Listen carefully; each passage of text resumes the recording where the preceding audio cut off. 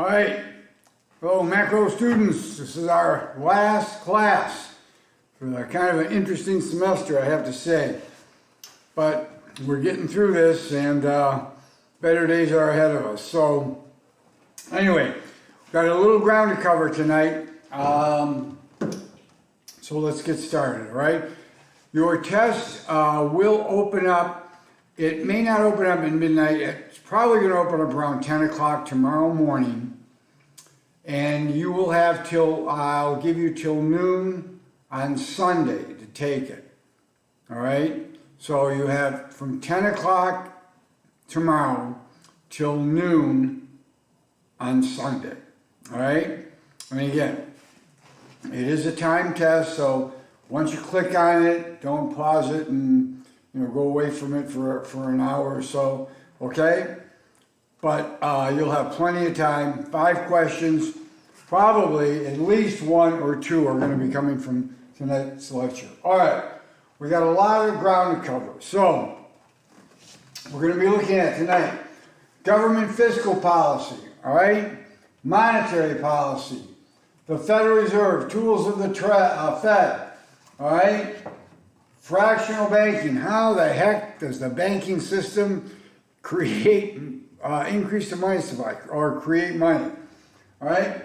And we'll close off with international finance, just a little bit, touch on current accounts and financial accounts. All right, so the basic principles of government fiscal policy is, number 1, government spending on goods and services, okay? Now, remember, we're going to talk about it more than once, the multiplier. Remember the multiplier. When government spends $1, GDP will go up by more than $1 because of the multiplier. We'll get into it a little bit more in a minute. Second is government taxing. Well, taking away money from us, okay? And the last is government transfer payments. As I said, transfer payments are like gifts. You're getting something and you're not giving any good or service in return. It's a transfer payment. But remember, transfer payments it's a term that you should know in your life. It doesn't necessarily have to be from the government, all right? A transfer payment could be something as simple as, excuse me, as you sending money to maybe you have some poor relatives in somewhere in Europe, all right? That's a transfer payment, okay? It doesn't have to be from the government. The key to it is something. It is a transfer of wealth, of money, something to someone, and you are not getting any good or service in return for it, okay? So that's transfer payment. So we got government spending, government taxing, and transfer payments. So remember, number 1 example is Social Security, but don't talk about it in front of somebody who's 66 or older. You'll get at least into a large argument. All right, Medicare. Transfer payment, classic, I think I told you, was unemployment compensation. You're getting money, you're temporarily out of work. Well, right now with this stupid virus that we've got that looks like we're finally coming out of the woods with, a lot of folks are unemployed, okay? So they're getting unemployment compensation. But technically, they're not giving the government back any good or service in return. All right. Now, the largest, we have mandatory and discretionary payments. Social Security and Medicare are not discretionary. They are mandatory. Remember, we talked about the difference between mandatory and discretionary. Mandatory is the government cannot change it. I mean, boom, it's set in the budget. The only way you could change it is during the year, somehow they change the laws. Discretionary is something that could be changed. For instance, if they decided to change the salary of some of the bureaucrats in Washington, they could do that, all right? So that is discretionary, and we're going to move on, but we want to make sure that we remember that all these government spending, taxing, and transfer payments, they can be used to expand the economy or to contract the economy. Rule of thumb, increasing government spending, more government spending is going to expand the economy. Cutting down on government spending is going to contract the economy. Also, taxing. Decreasing taxes is going to be expansionary. Increasing taxes is going to contract the economy. All right? Government transfer payments are a source of increasing, growing the economy. They don't have quite the bang for the buck as actual government spending. Matter of fact, of the three, government spending is the key, because a government spends $1 on a new bridge project or something, boom, that is $1 that is going to be multiplied, many times in the economy. All right. If the government gave you and I a tax credit, and you got a check for, I don't know, $1,000 or $500. You may not, you might, but you might not spend every single dollar of it. Now, my children, if they got a check for $500 back from the government, would spend probably $700 of it. But that's more advanced economics. And at the end of this clip, I'm going to have to apologize for all of my children, because I have used them quite a bit in many of these videos, and they are absolutely wonderful, wonderful people. They are not spendthrifts at all. They're all hardworking. So I have to give that disclaimer right now. Anyway, so if we got some money from taxes, we may not spend it all, okay? So $500, only maybe $400 would go into the economy. They call that leakage, okay? With transfer payments, probably most of the transfer payment is going to be spent. And I'll tell you why. Typically those are going to go to older folks, and older couples or just older men or women. Generally, they're on a restricted or fixed incomes. So that transfer payment means a lot to them. So chances are they are going to spend, the vast majority. But there still may be a little bit that they decide not to spend. So that's leakage. So it's leaking out. It doesn't go right into the economy, okay? Now, if we recall, and I don't want to move over here too quickly, but the multiplier is 1 over 1 minus the marginal propensity to consume. So it's not a lot. It's not as difficult as it sounds. So if you spent 3/4 of the new money, all right, you got a $1,000 raise, you spent $750. So that would be 3/4. So you put 1 over 1 minus 3/4, and that's 1, meaning 1 over a quarter. Well, 1 over 1/4 is, you flip the 1/4 and it becomes a 4. So if our marginal propensity to consume was, 3/4 of the new money that we got, that would create a multiplier of 4, okay?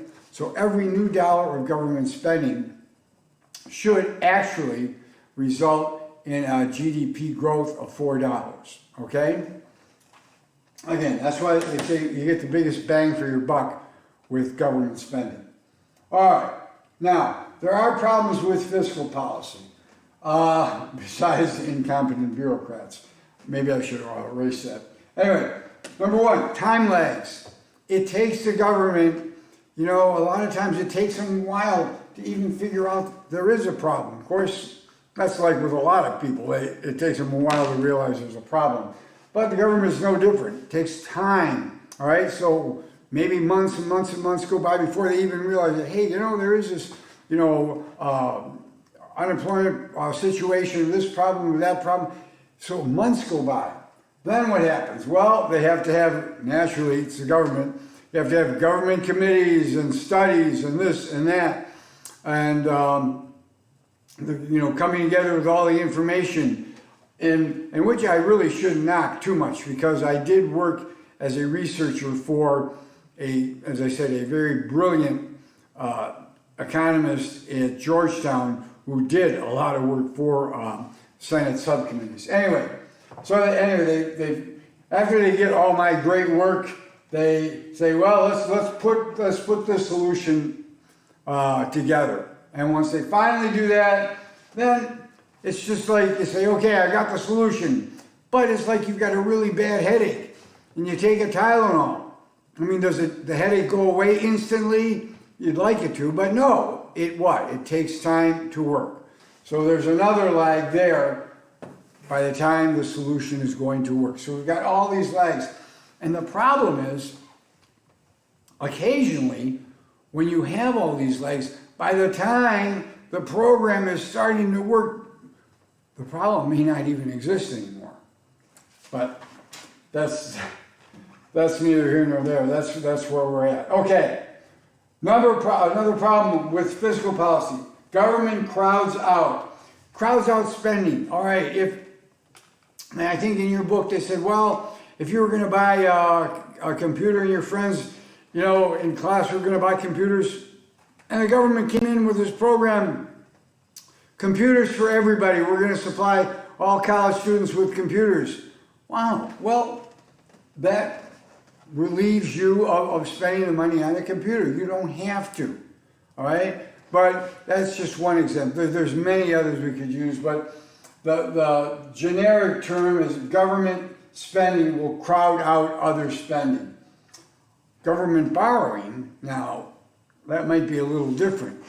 If the government had to borrow quite a bit of money, let's say we all were really good last year and we saved a nice pool of funds. And remember, savings equals investment. So the investors draw from that pool of funds. But before the investors get their hands on those saved funds, guess who gets the first shot at it? Right, the government. So if we saved quite a bit of money last year, but the government ran a rather large budget deficit, they're going to have to borrow, okay? And they get the money first. So what does that do? That shrinks that pool of loanable funds. And again, this is just basic economics. If you have a lot of something, typically its price will go down. As it becomes more and more scarce, more precious to you, what happens? Well, again, a lot of this is common sense. The price will go up. Same thing, unfortunately, happens with the loanable funds. If the government had to come in and borrow a lot of loanable funds, well, if there's not a lot left, guess what? The price is going to do. And we call that price the interest rate. The interest rate's going to go up, which means it's going to be more costly for businesses to borrow money to invest. Okay? All right. So that's not a good thing. All right. Now, and just think of it in your own life. You're going to a store and you're paying 18% interest on a charge card, and just as you're walking in the store, the bank calls you and says, hey, guess what? We're offering for the next 12 months, 0 interest. Okay? Are you going to be more likely or less likely to buy additional items in the store? Well, you're probably going to be more likely because you're not paying 18% interest. Okay? All right. Here's one that always interests me. Savings shift. Okay? Savings shift means that you were going to spend some money, but guess what? You were home and the COVID crisis is over. Thank God. Let's say it was over. And you're actually watching just regular news, all right? And the news comes on and they're talking about this huge government spending program that's coming into play next year. It's going to be unbelievable, tremendous. Now, I don't know about you, how many of you would sit and look at each other and say, you know, the government's going to be spending an awful lot of money next year. They are going to need to raise taxes. You know, there's going to be a tax increase. So, you know, Bill or Charlie or Sarah or Mary, we better not go out. We're going to go out on a shopping excursion this weekend. We better hold off. We better not buy, because the government next year is going to need that money. So we better take that money that we're going to use on consumption and put it into savings to save for that big tax increase that's coming down the line. All right? Well, I don't know about a lot of you, but perhaps that does exist. There is that saving shift. People are shifting from consuming to savings.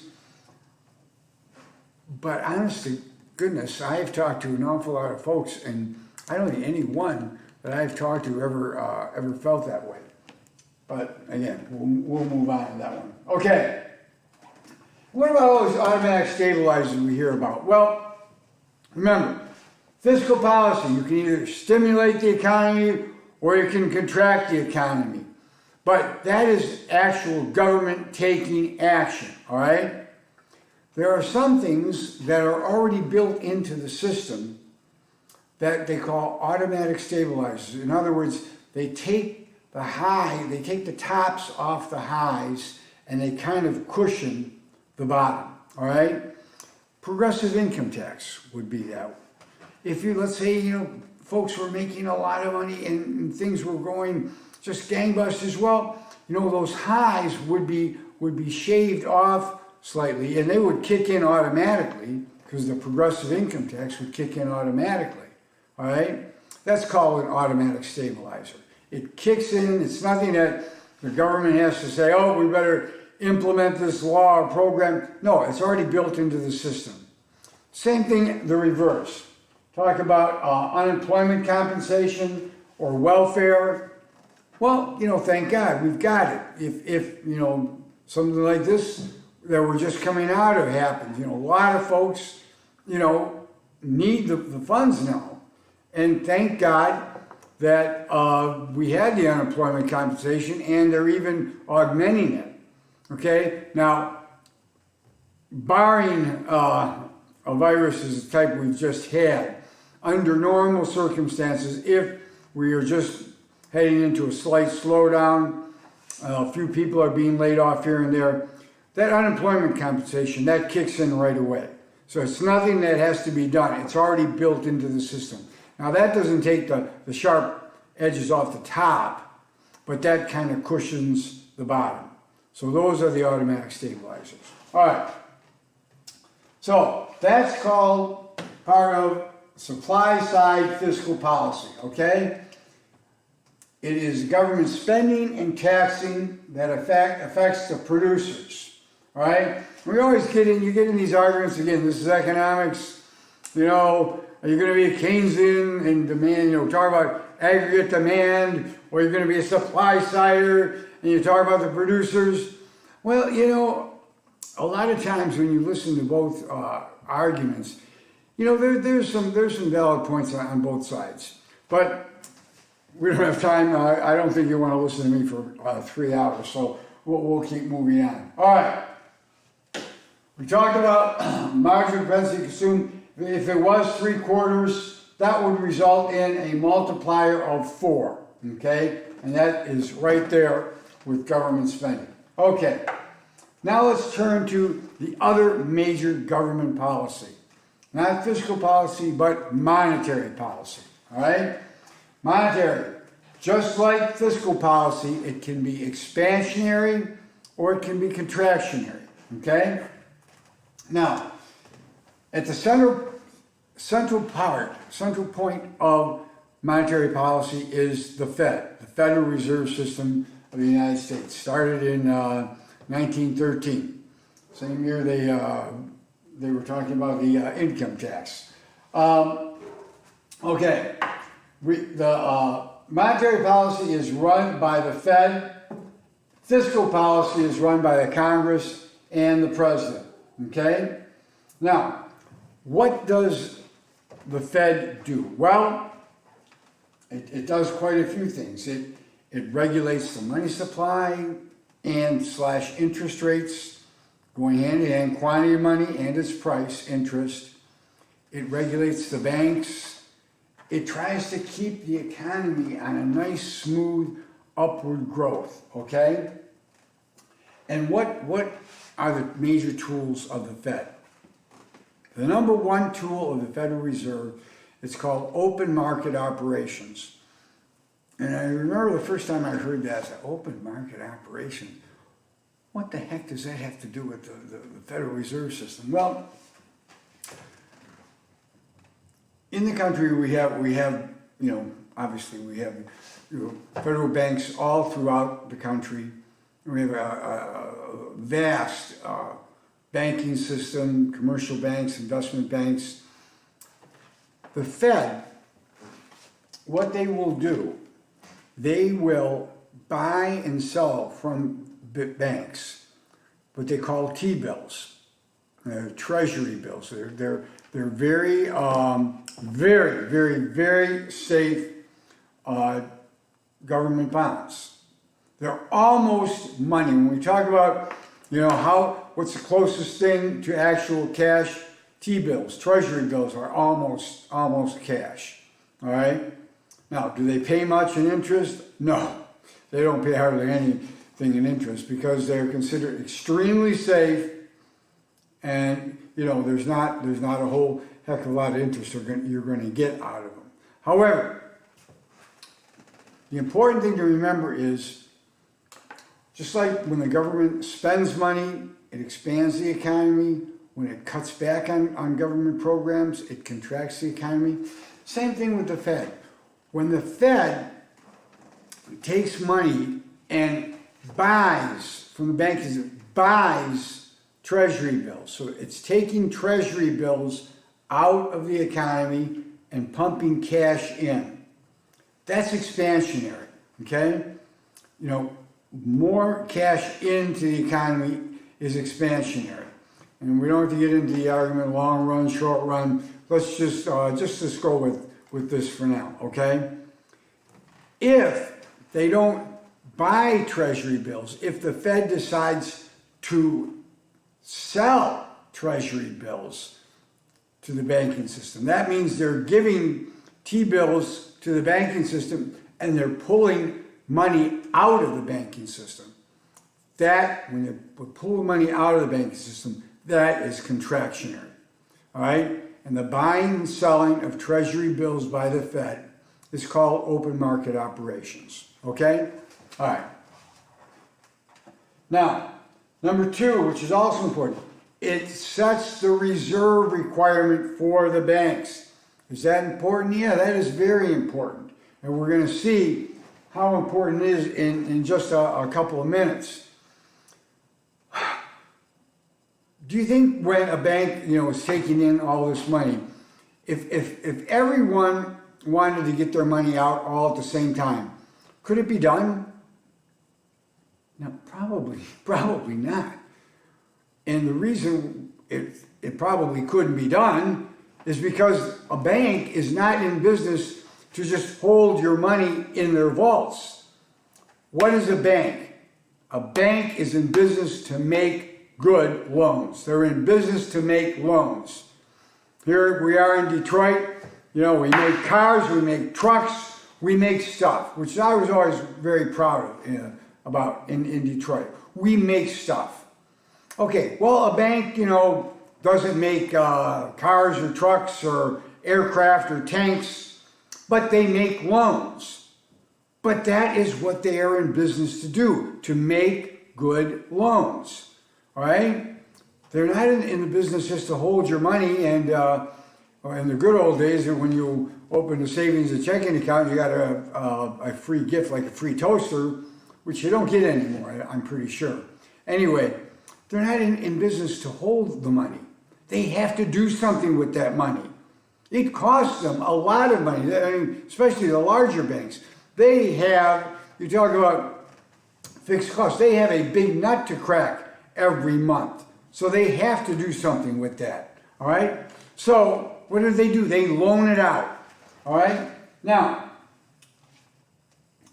what would a bank like to do? Well, a bank typically would love to loan every dollar that came in out, all right? Why? Because the more money that they can loan out, the better off they're going to be, all right? For instance, if they had to keep half the money in the bank all the time, they would only be able to use half of the money that was brought into them to make loans. So they want to loan out a lot of money. The Fed sets the reserve requirement for banks. Right now, there's a lot of different formulas for it. Basically, rule of thumb, it's 10%. So if the bank takes in $100,000, 10% of it has to stay in the bank, okay? It can loan the rest out. Now, why is that a tool with the Fed? Well, the Fed can change that reserve requirement. And just like with expansionary, contractionary spending or taxing, if the Fed raises the reserve requirement, that means the bank has to keep more. That's going to contract the economy because the bank doesn't have the funds to loan out. If the Fed lowers the reserve requirement, the bank will have more money to loan out, and that's expansionary, okay? And that's what the Fed does. So it's a second tool of the Fed. Third tool of the Fed is called the discount rate, or you get the discount rate when you borrow money at the discount window, which was set up from reforms in the 1930s. The discount window. This is always one that always interests me. I mean, it sounds like, you're going down some alley and you're knocking on the door and you say, hey, so and so sent me. Is this the discount window? I need to borrow $300 million for 2 days. Anyway, the discount rate is the rate that the Federal Reserve will charge to a member bank, okay? Here, for instance, let's say we've got, if this is in class, we do a good exercise on this one, but if we're in class and each one of you is president of a certain bank, and here it is, it's 10 minutes to 5, and your treasurer comes to you and says, hey, guess what? We're $50 million short of our reserve requirement. Well, what do you do if you're the president of the bank? What you do is you get on the telephone with your other buddies, and you call them and say, hey, look, we need $100 million.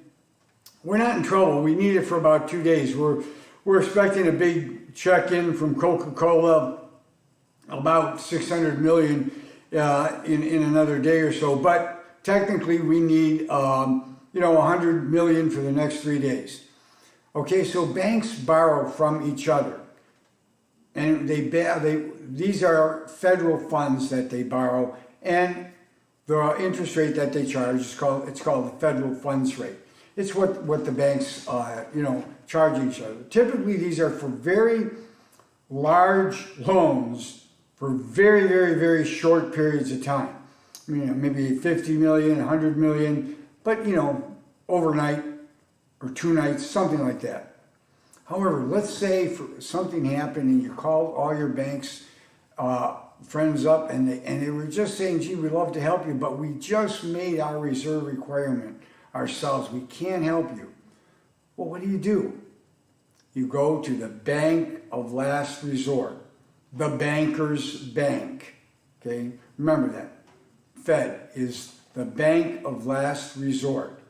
It's the banker's bank. And you go to the Fed and you go to the discount window and you borrow funds from them at the discount rate.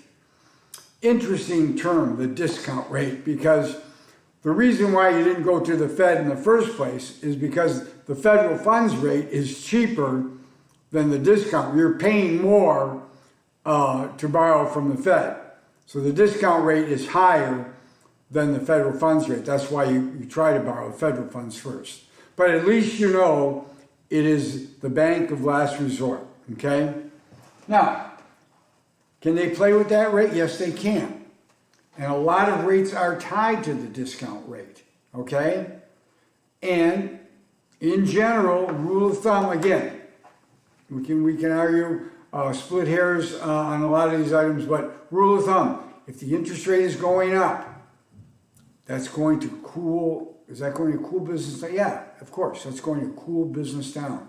If the interest rate is going down, well, just like we talked about before, more businesses can invest. You know, you're all of a sudden feeling better. You don't have to pay 18% on your charge. You can pay 0%. Things are going to expand, okay? So same thing with the Fed. If they were raising the discount rate, which is making it really expensive for banks to borrow, and other interest rates are pegged one way or another to that discount rate, so that, you know, if the interest rates are going up, yeah, that's going to contract the economy.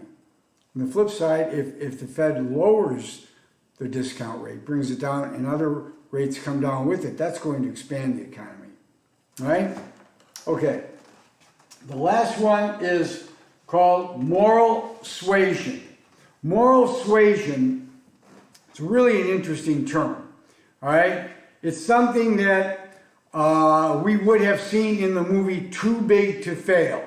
We would have seen moral suasion at least a couple of times, all right? And having gone to Georgetown and been in Washington, I had the opportunity of being with folks who were certainly I was just a student, I was nothing, but with some fairly powerful people who practice moral suasion all the time. Moral suasion is polite arm twisting, okay? In the movie Too Big to Fail, the Secretary of the Treasury wants all the big New York City banks to come in to the New York Federal Reserve to come up with a way to try to save Lehman Brothers. And this was not just, oh, if you're not busy, please come on by. This was we would like you to come by and spend the weekend. And the second part of that sentence is, and if you don't, we'll remember who you are. That's moral suasion, okay? And the Fed practices it all the time, all right? And you won't find it in many economics books unless you go into more advanced economics, but that is definitely a tool of the Fed, okay? All right, so let's keep moving on. Now, you say, well, okay, we talked about fractional banking, meaning the bank doesn't have to keep all the money, you know, in the vault. And here, one of the reforms from the 1930s was the FDIC. Now, the FDIC, that was a tremendous reform. Federal Deposit Insurance Corporation. What did that mean? That meant that folks don't worry about their funds up to a certain amount. Now, today it's $250,000 per account per bank. But what they're saying is the federal government will insure your money up to a certain point. Okay? And what did that do? Well, that all of a sudden stopped bank runs. Because in the old days, and if you watch this coming Christmas, or even if you watch Christmas in July movies, It's a Wonderful Life, you're going to see a great example of a bank run. And a bank run is exactly what it sounds like. People ran to the bank. They didn't have, their snappy little smartphones, and they could just flip a few fingers and change an account or take money out of an account. We didn't have any of that. In fact, the telephones weren't in every room either. So when they needed to get to the bank, they had to physically go to the bank. And since the bank only had a certain amount of money, the people who got there first were more likely to get the money than the ones who didn't. So that's why they ran. So it's called a bank run, all right? The FDIC for the most part, put an end to the fear of bank runs because the federal government was backing it up. Okay, so let's get back to fractional banking. So we've got the Fed telling our banking system, okay, you need 10%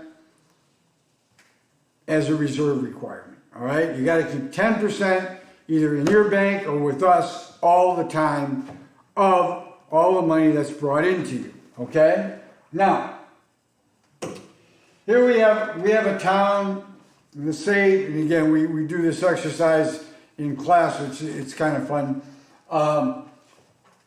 We have a little town, and guess what? None of us have any money. None of us have any money. But we have 3 banks, okay? But remember, our town has 0 money. Our money supply is 0, okay? But the banks have a 10% reserve requirement. Okay, so what happens? We start out in our town, 0 money and 3 banks. Now, the banks on the right hand of this T account, they got their liabilities. So if you put money into a bank, that is a liability to the bank because they are liable to you. They owe you, whatever money you put in, all right? So they got their liabilities on the right. They have their assets on the left. Now, well, first asset they would have would be the actual reserve funds that they're keeping in their bank. That would be an asset. Other item would be considered good loans, would be an asset to a bank, okay? And basic accounting, your assets minus liabilities is owned with equity, but they try to balance this out. Let's say we're just we're keeping the assets and the liabilities the same here. All right, so we have a person that comes to town. We have no money in our town, all right? A person comes to town with $1 million, all right? Okay, great. So goes to bank 1, puts the $1 million in the bank, all right? The bank books it as a $1 million liability. They are liable to that fellow for $1 million. They take $100,000 as the reserve requirement, but now guess what? Now they have $900,000 to loan out. And guess what? Mary Smith comes into Bank 1 and she's got some ideas of doing some expansions here or there. And they loan her the $900,000. Mary takes that $900,000, and I do it with students, it's a little bit more effective, and she puts it in bank number 2, okay? Now let's look what's happened here. Mary just put in $900,000 in bank number 2, all right? And they take $90,000 as a reserve requirement, and now they're ready to loan out $810,000. But do you see what happened in one transaction? After the initial deposit was made, okay, our town had $1 million. But in one transaction, we have our original person with the $1 million, and now we have, if you went to Mary and say, hey Mary, how much money do you have in the bank? Well, she's going to say, I have $900,000. So now we have $1,900,000. We have doubled our money supply with just one action. Now, we can roll this whole thing out. And that's exactly what happens. Bank 2 loans it to Bill, the $810,000 to Bill. He goes to Bank 3, he puts the $810,000 in Bank 3. Now, in these 2 transactions, we have now $2,710,000, okay? So with 2 transactions, we have tripled just about our money supply, okay? That is the power of reserve fractional banking, okay? And that is how, in a sense, the bank creates money. I'm not talking about the Fed and the Treasury creating money, but if you ever want to think about it, you just remember that the Treasury and the Fed, the Treasury issues the debt, the Fed monetizes it. The Fed monetizes the debt, meaning when they buy those Treasury bills, they monetize the debt. Okay, it's a little bit different than creating money in this scenario. Okay, lastly, we've got international finance. An international scene, we break everything down into the current account, okay, and the financial account. The current account is exactly what it says it is. It's current. It's now. It's, hey, I'm over in Scotland, or you're an exporter and you're exporting Scottish sweaters. I'm here in Detroit. I buy the sweater. I pay you for it. Boom. I got the sweater. You got your money. Are we finished? Yeah, we're done. It's all over. It's done. It's over. It's complete. It's in the current account. Okay? Things of that nature. Goods and services. Boom. You went, you bought something, you bought a case of French wine, you paid for it, you got it, the transaction's over, it's in the current account. Okay? It could be something also something like you're in Windsor. You have a job in Windsor. Okay? But they make direct deposits to your Bank of America. All right? End of the week comes, do you get paid? Yes. You work, boom, you got paid, we're done. It's current. It's a current, they list all of those types of transactions under what they call the current account. All right? And also money transfers. If the government was sending money to some starving nation in Africa, all right? Boom. They sent the money, they sent the aid. Did they do it? Yes, they did it. It's over with now. It's done. It's under the current account. The other side of the coin is called the financial account. It used to be called the capital account, but we'll stick with financial account. All right? That has a subtle difference. The financial account, it always involves a future action. For instance, when I bought the sweater, boom, I bought the sweater, I paid for it, I got it, they got paid, I got the sweater, we're done. However, what happens if you went and bought some French bonds, for a French vineyard was floating a bond issue, you bought some French bonds. All right, you got the bonds. Now, you take the bonds home. I mean, do you just put them in your drawer? Is it over? Is it done? You just forget about it? No, of course not. Why? Because they owe you money. There is some transaction, some action in the future that involves those bonds that has to take place. Those kind of transactions fall under the financial account. Okay? It would be things like, for instance, if you bought bonds, or if you, we bought a manufacturing, an old rundown manufacturing plant in Italy, we're not going to forget about it because it involves future action. Okay? The key to the current account and the financial account is that they cancel each other out.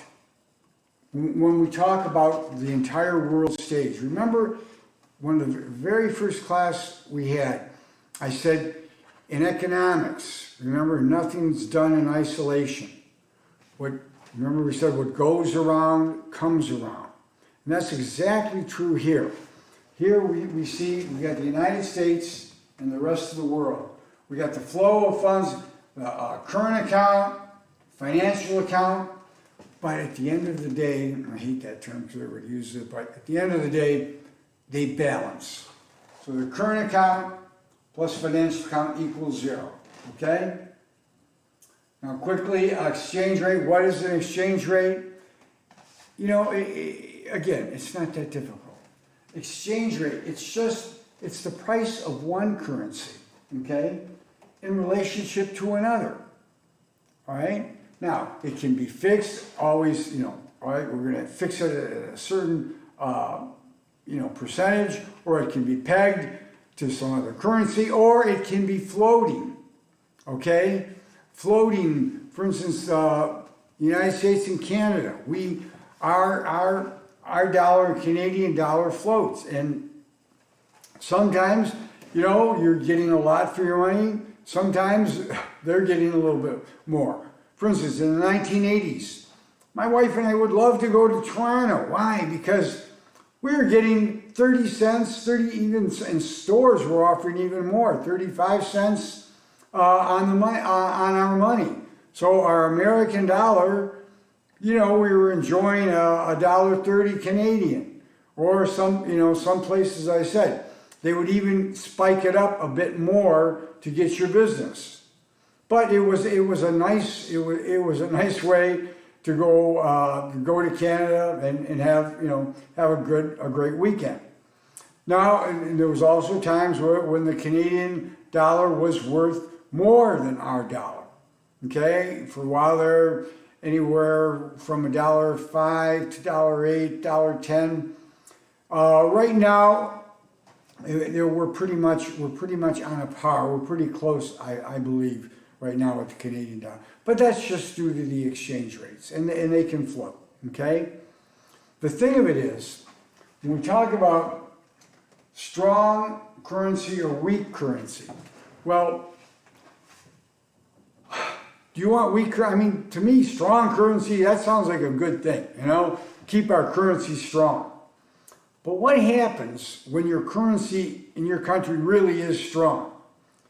Well, that means your buying power is tremendous. You can buy a lot of imports.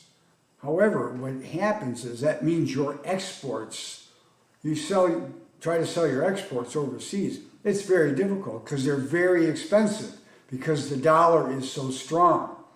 Why do you think the Chinese keep their money so weak?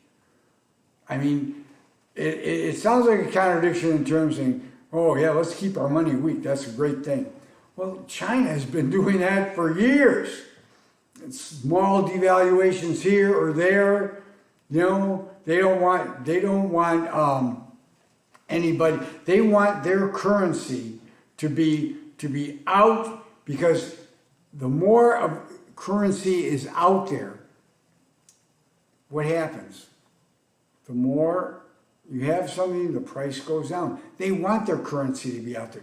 They don't want foreigners to be buying up their currency, because if that happens, their currency becomes a little more scarce. When it becomes a little more scarce, the price goes up. It becomes stronger. They want to keep their currency weak on purpose. I mean, it doesn't, I always, when I was younger, I had trouble with this, but they keep their currency weak because it makes their exports to all the rest of the world, makes those goods really inexpensive.